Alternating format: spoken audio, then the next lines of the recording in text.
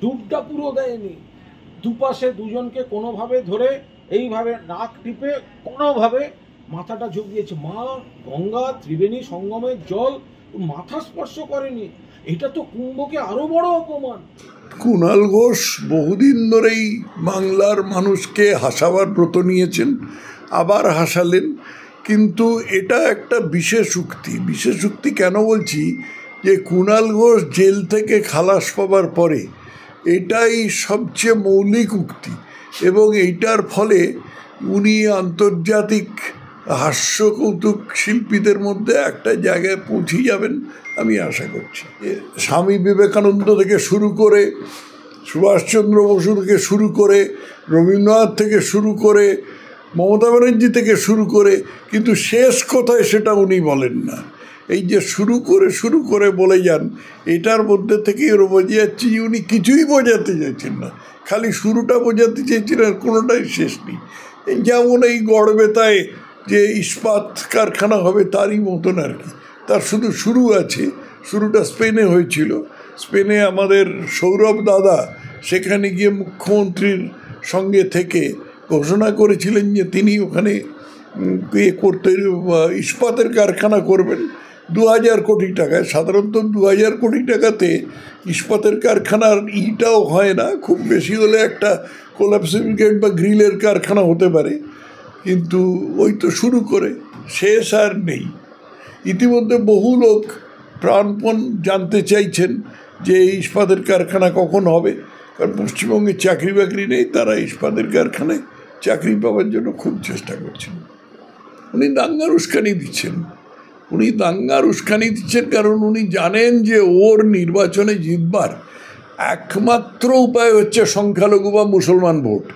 আমি সংখ্যালঘু কথাটা পছন্দ করি না, কারণ এটার মধ্যে একটা সত্য লুকিয়ে রাখার প্রবণতা দেখতে পাওয়া যায়। সংখ্যালঘু না, মুসলমান ভোটের ওপরেই উনি বেঁচে আছেন।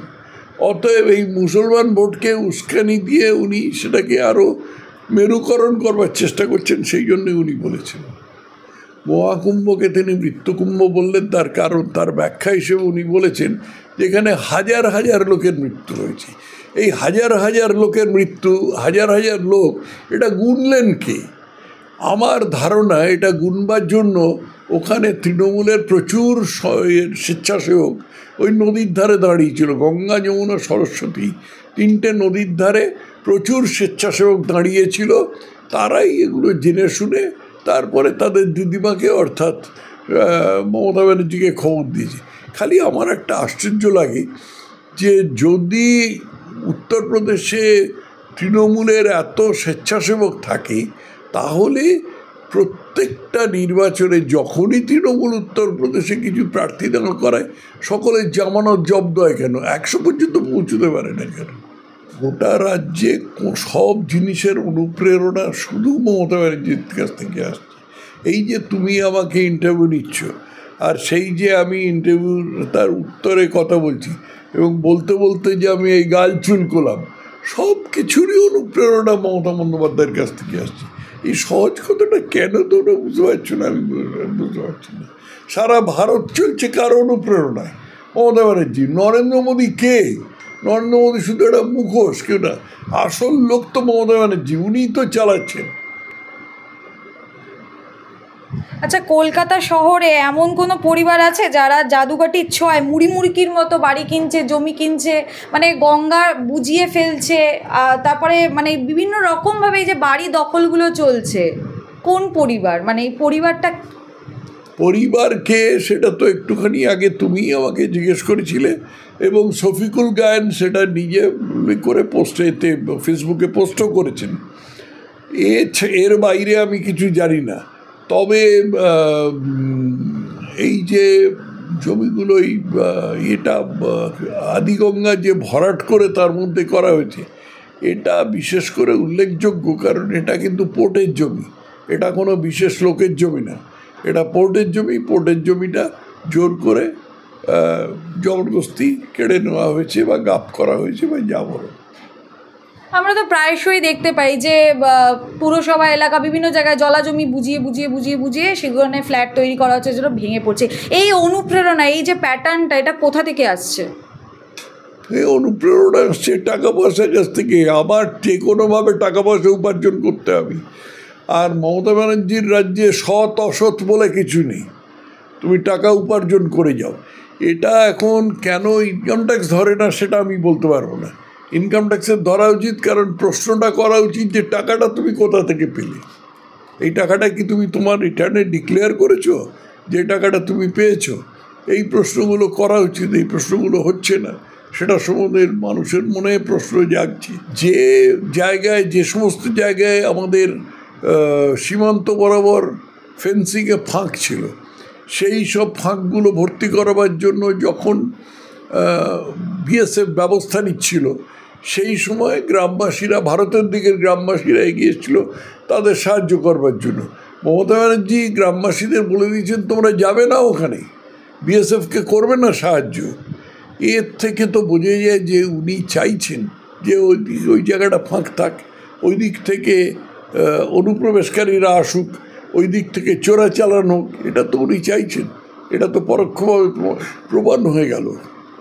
কিন্তু তিনি তো বলছেন তিনি ব্রাহ্মণ পরিবারের মেয়ে, তারপরে তার পদবি হচ্ছে বন্দ্যোপাধ্যায়, তার বাবা স্বাধীনতা সংগ্রামী ছিল, তিনি বিধানসভায় দাঁড়িয়ে কথাগুলো বলেছেন। তিনি ব্রাহ্মণ পরিবারের মেয়ে, এটা অস্বীকার করা যায় না, কারণ তার পদবী ব্যানার্জি। তার পেছনে কি আছে আমি জানি না। দ্বিতীয়, ব্যানার্জি মানে শাণ্ডিল্য গোত্রের ব্রাহ্মণ। দ্বিতীয় হচ্ছে যে তিনি